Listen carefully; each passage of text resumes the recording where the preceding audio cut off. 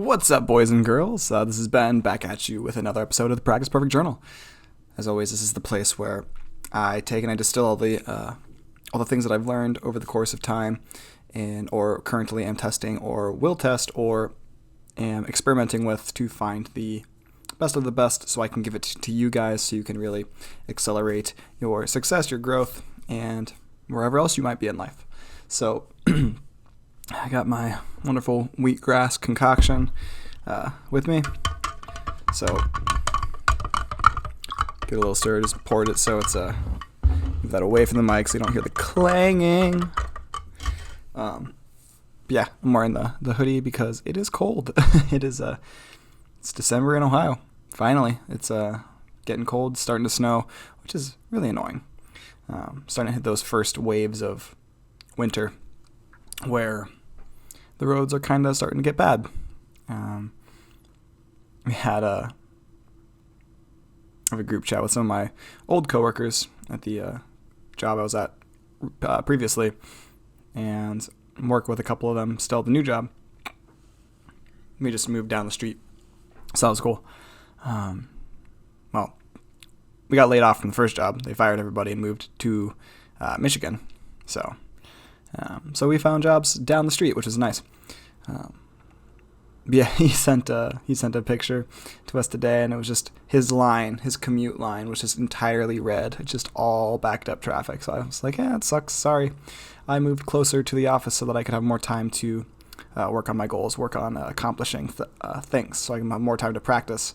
Because an hour commute was no longer feasible.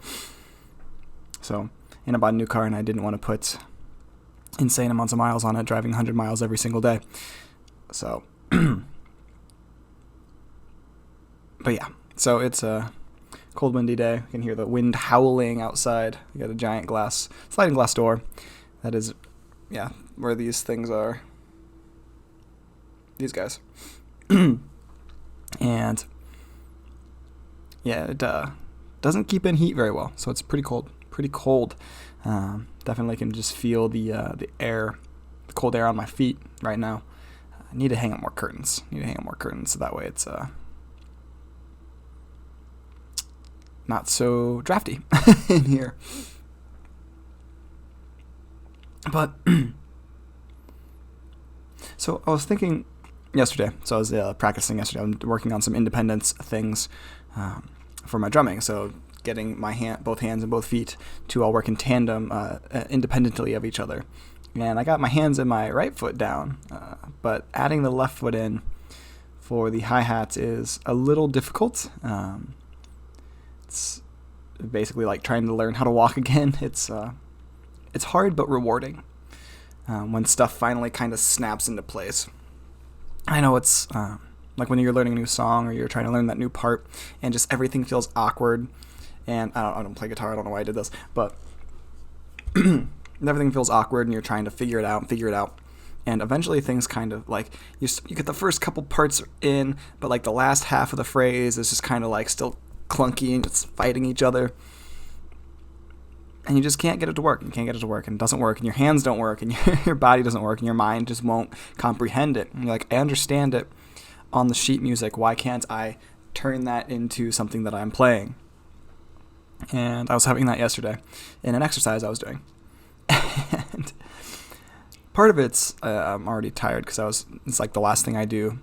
I practice it the last thing I do every single day just because usually I'm too lazy, or not lazy, but I'm usually too rushed in the morning to sit down and practice, which is a really bummer. I'm trying to get back at that by fixing my schedule, by bookending my beginning and ending of the days, so that way I can actually start getting up at 6 o'clock or 5:30 like I used to and get an hour of practice in before work. Still working on getting up.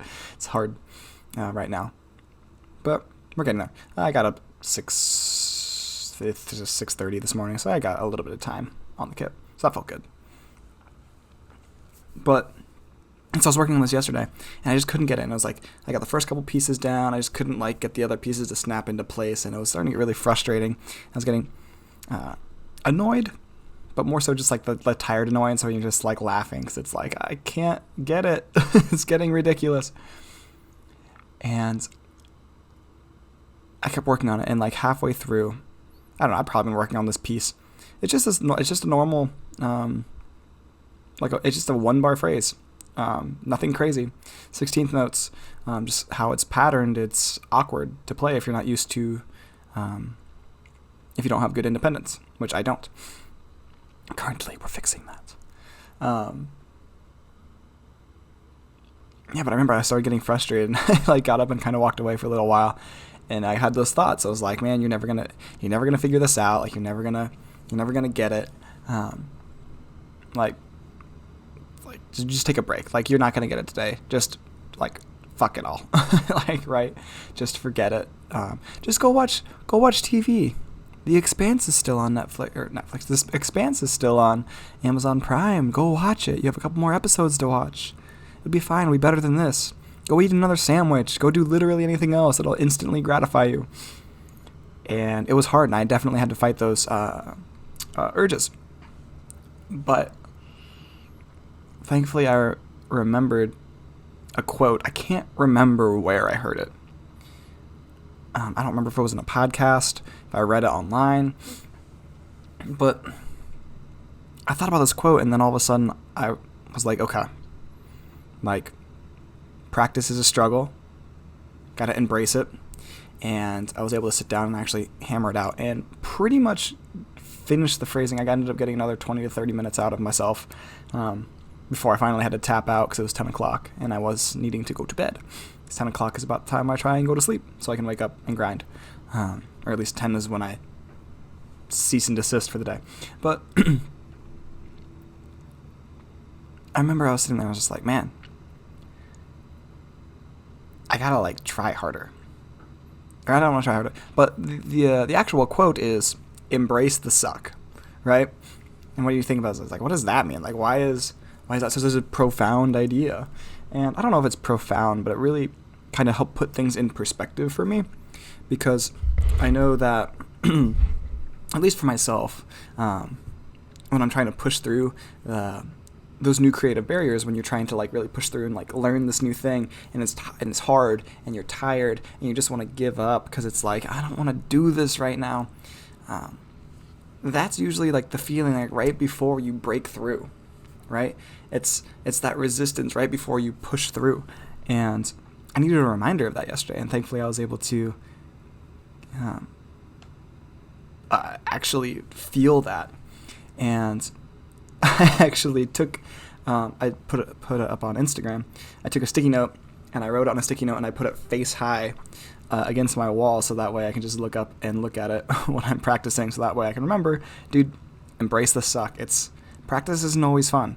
When you're trying to push yourself and learn new things, stretching yourself can be painful. And quite frankly, that's what makes a good practice, is by stretching yourself. You want to push beyond those thresholds that you have currently, because if you're never pushing the envelope, you're never going to get any better. It's like going to the gym and working out. Excuse me. It's like going to the gym and working out. If you only ever do the same weight day after day after day, eventually you're not going to get any bigger. You're not going to get any stronger. Like, you might lose some extra weight, but if you're trying to like build some biceps, which I don't have right now, but we're working on them. If you're trying to like build a bicep, you got to lift heavier and heavier weight to get bigger and bigger arms. Or if you're training to run a marathon, you're never going to be able to run a marathon if you only ever run 5 miles. If I only ever trained to run 5 miles at a time, hitting that 23? I should know this. 26.2, something like that. 23. I don't know. Actually, it's gonna bother me. I think it's 26. For some reason, I am blanking on how long a marathon is.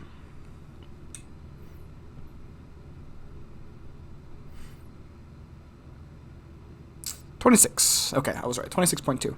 2. Gotta get those extra 0.02 meters in, or miles in, whatever. They count. But yeah, it's like if you only ever run 5 miles at a time, Are you really going to be able to run a marathon? I mean, maybe you can push yourself through. You'll die by the time you get through it. But it's like the same thing. Like, if you want to run a marathon and you're only ever running 5 miles, maybe you do 7 a couple times. And then you're just 7. But to run a marathon, you got to be like way up here. It's like there's a big gap that you're not going to reach because you're keeping yourself here because why? It's comfortable. It's not fun to run the extra 8, 9, 10 miles. It's not fun to put in 26-mile days. It's not fun to put in like 20-mile days. If you're actually training competitively to run a marathon. But like, and I'm not saying that you can't run a marathon if you only ever run 5 miles. I'm just saying it will probably suck, right? You'll get through mile 13 and realize I'm only halfway there. Oh no. But I digress. You got to realize that like pushing through that last little barrier, that last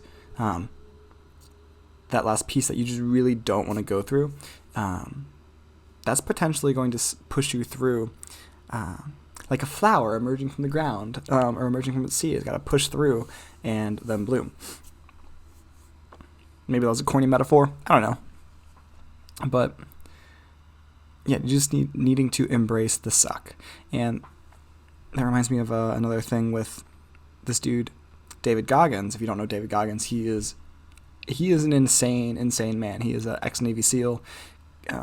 He does all sorts of crazy challenges. Like, he held the world record for the most pull-ups in a 24-hour period. He's runs multiple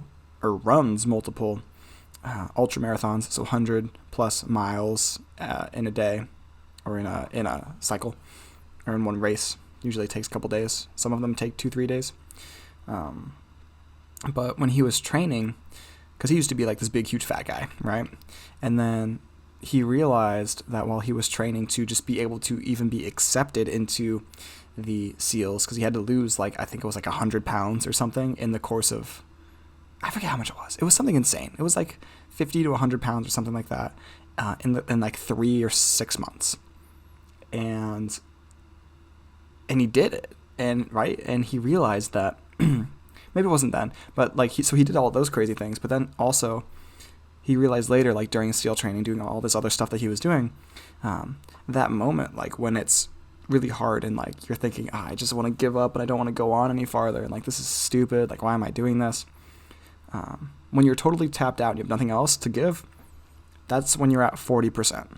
That's the 40% rule that he came up with.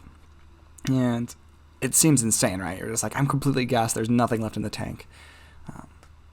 But if we just, if you just make the mental shift and be no, we're going for it, then your body will snap into be okay, this motherfucker is serious, let me go ahead and shift gears. And I feel like practice is kind of the same way, where when you're having those hard parts, right before you can snap through, that's when, the voices are the loudest, when you just want to give up the most, because it's I've been working on this part for how long now? 20, 30 minutes, I still can't get it. But eventually, your brain snaps into place and all the gears start going smoothly. And everything starts running. And then it's dude, this is amazing. I almost gave up 5 minutes ago.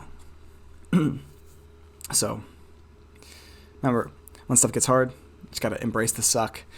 Push through right before, it's always hardest right before you break through. So, yeah, don't cheat yourself, because you're really only cheating yourself. You're not cheating anybody else. So if you want to give up, dude. It's not going to hurt me any. But you're hurting yourself. You're hurting those around you by not becoming the best version of yourself possible. And again, maybe that's also corny and cheesy. I don't know. But it's true. Don't give up. Hopefully this helped somebody today who was struggling. I don't know.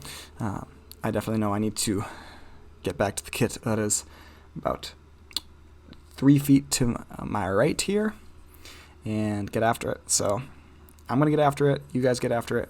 Remember, always practice perfect, because practice doesn't make perfect. Perfect practice makes perfect. So remember that when you go into your practice sessions today or whatever you do, do it with intention and get after it. So this is Ben with the Practice Perfect Journal. Take it easy, boys and girls.